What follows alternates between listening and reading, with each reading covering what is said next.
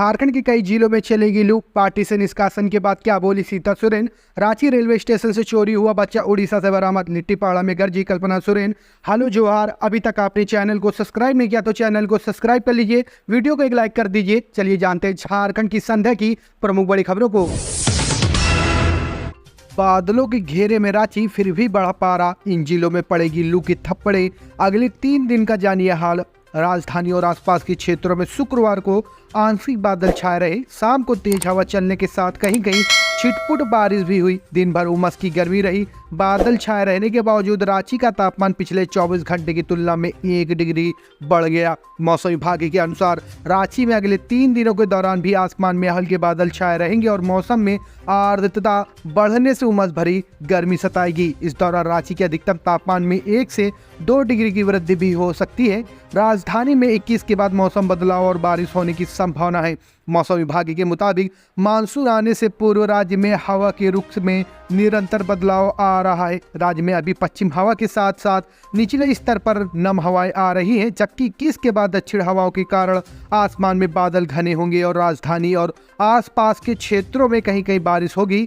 रांची मौसम विज्ञान केंद्र के वैज्ञानिक अभिषेक आनंद ने कहा, राजधानी समेत राज्य में अगले 3 दिनों के दौरान उमस की गर्मी बढ़ने की संभावना है। इस दौरान अधिकतम तापमान में वृद्धि होगी। राज्य के संथाल, पलामू में कहीं कहीं हीट वेव की स्थिति रह सकती है, लेकिन 21 मई से रांची समेत राज्य में मौसम बदलाव की संभावना है।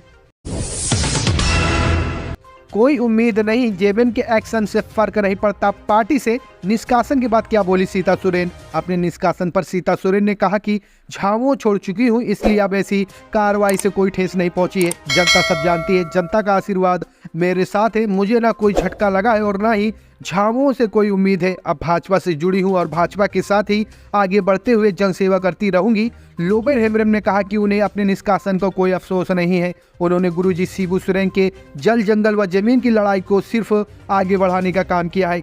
इसमें साथ देने के बजाय झावों ने उन्हें पार्टी से भी बाहर का रास्ता दिखा दिया। उन्होंने कहा कि फिलहाल उनका पूरा ध्यान राजमहल सीट से चुनाव जीतने का है। वे निर्दलीय चुनाव मैदान में हैं। पहले भी 1995 में एक बार जब झावों ने सिटिंग एमएलए रहने के बावजूद बेवजह उनका टिकट बोरियो सीट से काट दिया था। उन्होंने निर्दलीय चुनाव लड़ा और शानदार जीत हासिल की। झावों के अधिकृत प्रत्याशी चौथे नंबर पर चले गए थे। कुल मिलाकर उन्हें निर्दलीय चुनाव लड़ना भाता है। रांची रेलवे स्टेशन से चोरी हुआ बच्चा उड़ीसा से बरामद। रांची रेलवे स्टेशन से चोरी हुआ बच्चा उड़ीसा से बरामद हुआ है। 12 मई की सुबह रांची रेलवे स्टेशन से बच्चा चोरों ने 9 महीने के शुभम कुमार को ले भागा था। वह अपने माता पिता के साथ था, जो दूसरे ट्रेन के इंतजार में वहीं पर सो गए थे। बच्चे के गायब होने की सूचना मिलते ही रांची रेलवे स्टेशन थाना की पुलिस के साथ साथ चुटिया थाने की पुलिस भी खोजबीन में जुटी थी। पुलिस को यह पता चला कि कटक में कुछ बच्चा चोर गिरोह सक्रिय है और वह बिहार, झारखंड और बंगाल जैसे राज्यों से बच्चा चोरी करते हैं। रांची और उड़ीसा पुलिस के द्वारा की गई छापेमारी में मिले अपराधियों से जब कड़ी पूछताछ की गई तो उन्होंने कबूल कर लिया कि रांची रेलवे स्टेशन से 12 मई को चुराए गए बच्चे को वे उड़ीसा के खुर्दा में बेच चुके हैं। कटक में पूछताछ करने के बाद पुलिस अपराधियों के बयान के अनुसार खुर्दा गई, जहां से उन्होंने 9 महीने के शुभम कुमार को बरामद कर लिया। बच्चे के मिलने की जानकारी मिलते ही शुभम के माता पिता उड़ीसा के लिए रवाना हो गए। घड़ियाली आंसू बहाकर देवरानी कल्पना पर बरस पड़ी। सीता सोरेन, हेमंत को भी सुनाई खरी खोटी। दुमका लोकसभा से भाजपा प्रत्याशी सीता सोरेन ने शुक्रवार को बुद्धडीह में चुनावी सभा को संबोधित किया। वह आईएनडीआई गठबंधन की और गांडे विधानसभा उपचुनाव की प्रत्याशी तथा अपनी देवरानी कल्पना सोरेन के विरुद्ध जमकर बरसी। सीता सोरेन ने कहा कि झारखंड के पूर्व मुख्यमंत्री हेमंत सोरेन भ्रष्टाचार के मामले में जेल में बंद है और इधर गांडे विधानसभा उपचुनाव में कल्पना सोरेन घड़ियाली आंसू बहाकर यहाँ की जनता को बरगला रही है। बिना मेहनत किए वह गांडे की प्रत्याशी बनकर उपचुनाव लड़ रही है। उन्होंने लोगों से कोडरमा लोस प्रत्याशी अन्नपूर्णा देवी और गांडे विधानसभा उपचुनाव के प्रत्याशी दिलीप वर्मा को सहयोग करने की अपील की। कहा कि झारखंड मुक्ति मोर्चा की सरकार भ्रष्टाचार की सरकार है। केंद्र की नरेंद्र मोदी की सरकार पूरे देश में विकास की गंगा बहा रही है। केंद्र सरकार कई महत्वाकांक्षी योजनाएं चला रही है, जिसका लाभ गांव के अंतिम व्यक्ति तक पहुंचाने का प्रयास किया जा रहा है। महिलाओं के लिए केंद्र सरकार विकास को लेकर गंभीर है। सीता सोरेन ने आरोप लगाया कि राज्य सरकार में अबू आवास में लूट मची हुई है। झारखंड के मजदूर दूसरे राज्यों में पलायन कर रहे हैं और राज्यों में सरकार लूट खसोट की सरकार बनकर रह गई है। जिसके बाद उन्होंने पंदनिया अहिल्यापुर मोड़ में नुक्कड़ सभा को संबोधित किया। झारखंड में आग लगने की घटनाओं में व्यापारियों में आक्रोश, सरकार पर लगाया लापरवाही का आरोप।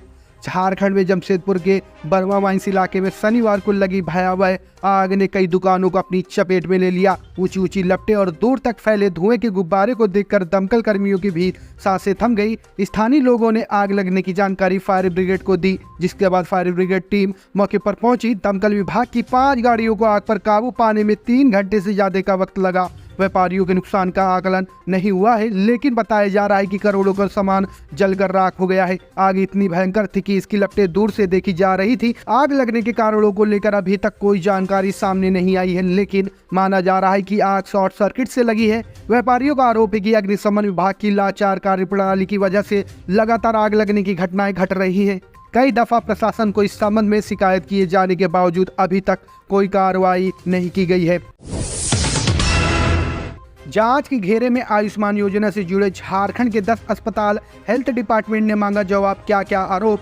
झारखंड के आयुष्मान भारत जन आरोग्य योजना से जुड़े अस्पतालों में गड़बड़ी का सिलसिला थमने का नाम नहीं ले रहा है। एक बार फिर इस योजना से जुड़े 10 अस्पताल जांच के घेरे में है। इन अस्पतालों पर लाभुक मरीजों से पैसे लेने, पूरी चिकित्सकीय सेवा नहीं देने, दवा खरीदवाने समेत कई अन्य गंभीर आरोप लगे हैं। स्वास्थ्य विभाग की ओर से इन अस्पतालों की सूची सिविल सर्जन को सौंप दी गई है और उन्हें जाँच का निर्देश दे दिया गया है। स्वास्थ्य अधिकारियों के अनुसार इस सूची में असरपी, Pataliputra nursing home, JP hospital, Pragati medical एवं research centre, Surmangala nursing home, sunrise hospital, Shreshtha Netralaya, ISG, Nayandeep और आयुरिस अस्पताल शामिल हैं। Civil surgeon doctor CV Prathapan ने बताया कि पिछले दिनों वीडियो कॉन्फ्रेंसिंग में यह मामला उठा था। इसमें आयुष्मान से जुड़े जिले के 10 अस्पतालों की सूची उपलब्ध कराई गई है। इन अस्पतालों में आयुष्मान के लाभुक मरीजों से पैसे लेने और आयुष्मान के तहत भुगतान के लिए बिल जमा करने, गुणवत्तापूर्ण इलाज नहीं देने, ICU के सेटअप के बिना ICU बताकर इलाज करने जैसे गंभीर आरोप लगे हैं। विभाग के निर्देशानुसार इन मामलों की जांच शुरू कर दी गई है। संबंधित अस्पतालों से जवाब तलब किया गया है। बेरमो के चंद्रपुरा में दीवार से टकराया ऑटो, चालक की मौत, 2 बच्चे बोकारो रेफर। बोकारो जिले में शनिवार को सुबह भीषण सड़क दुर्घटना हुई। इसमें ऑटो चालक की मौत हो गई और 2 बच्चे घायल हो गए हैं। ऑटो चालक सुबह के कमला माता पहाड़ी मंदिर गया था। वहां से लौटते समय यह दुर्घटना हुई। बताया जा रहा है कि मंदिर से लौटते समय असंतुलित होकर ऑटो दीवार से टकरा गया। इसमें ऑटो चालक की मौत हो गई और एक बच्चा घायल हो गया। मृतक ऑटो चालक का नाम इम्तियाज बताया जा रहा है। वह 4 बच्चों को लेकर बोकारो जिले के प्रसिद्ध कमला माता पहाड़ी मंदिर गया था। वहां से वापसी के दौरान दुर्घटना हो गई। घटना की सूचना मिलते ही मौके पर लोगों की भीड़ जुट गई। बताया जा रहा है कि पहले एक बच्चे को बोकारो रेफर किया गया था, बाद में एक बच्ची को भी रेफर कर दिया गया है। ऑटो चालक की पत्नी का रो रो कर बुरा हाल है। हेमंत सोरेन को जेल भिजवाने वाले को करारा जवाब देना होगा। लिट्टीपाड़ा में गरजी कल्पना सोरेन। पूर्व मुख्यमंत्री हेमंत सोरेन की पत्नी कल्पना सोरेन ने लिट्टीपाड़ा प्रखंड के कारियोडी गांव में आम बगान में झारखंड मुक्ति मोर्चा के प्रत्याशी विजय हांसदा के पक्ष में चुनावी सभा को संबोधित किया। सभा में वह भारतीय जनता पार्टी पर जमकर बरसी। कल्पना मुर्मू सोरेन ने कहा कि हमारे पुरखों ने अंग्रेजों से अपने अधिकार के लिए लड़ाई लड़ी। हमारे बाबा शिबू सोरेन ने अलग झारखंड के लिए लड़ाई लड़ी, लेकिन उन्हें राज्य नहीं मिला। ज़्यादातर समय भारतीय जनता पार्टी ने झारखंड में शासन किया। उन्होंने कहा कि जब आपके बेटे, आपके भाई, आपके दादा हेमंत सोरेन ने गठबंधन करके सरकार बनाई तो कोरोना आ गया। कोरोना काल में लोगों को वापस लाने के लिए हवाई जहाज को भी लगा दिया। बावजूद इसके उनको जेल भिजा दिया गया। षड्यंत्र के तहत हेमंत सोरेन को जेल भेजने वालों को जवाब देना होगा। कल्पना मुर्मू सोरेन ने कहा कि संविधान ने देश के आदिवासी, दलित और पिछड़े तबके के लिए आरक्षण की व्यवस्था की है, लेकिन बीजेपी वाले कहते हैं कि हमें बहुमत दीजिए, हम संविधान बदल देंगे और आरक्षण खत्म कर देंगे। कल्पना सोरेन ने कहा कि हेमंत सोरेन ने स्वजन पेंशन के तहत महिलाओं की उम्र 50 साल कर दी। उन्हें पता था कि महिलाएं अपना घर बार चलाने के लिए खुद को झोंक देती हैं, उनका शरीर खत्म हो जाता है। इसी बात को समझते हुए आपके दादा हेमंत सोरेन ने महिलाओं को 50 साल में पेंशन देना शुरू किया। हेमंत सोरेन की पत्नी ने कहा कि कोरोना में दीदी किचन में सबको खाना उपलब्ध कराया था। ग्रीन कार्ड को 11 लाख से बढ़ाकर 20 लाख कर दिया। हेमंत सोरेन की इन्हीं सब कामों को देखते हुए उन्हें चुनाव के पहले जेल में डाल दिया गया।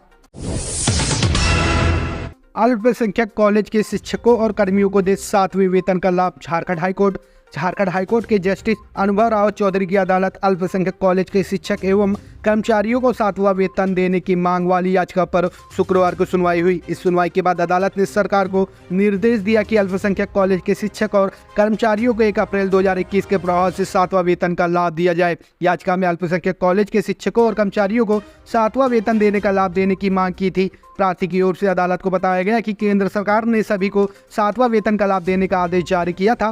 राज्य सरकार ने भी मार्च माह में आदेश जारी किया है। इसमें कहा गया है कि अल्पसंख्यक कॉलेज के शिक्षकों व कर्मचारियों को छोड़कर अन्य सभी को वेतनमान का लाभ मिलेगा। राज्य सरकार का यह आदेश पूरी तरह से गलत है। अल्पसंख्यक शिक्षकों व कर्मचारियों को भी 7वें वेतन का लाभ दिया जाना चाहिए। इसके बाद अदालत ने इन्हें भी 7वें वेतन का लाभ देने का निर्देश दिया है। पीएम नरेंद्र मोदी की 19 मई को घाटशिला में चुनावी सभा। एसपीजी ने संभाली सुरक्षा की कमान।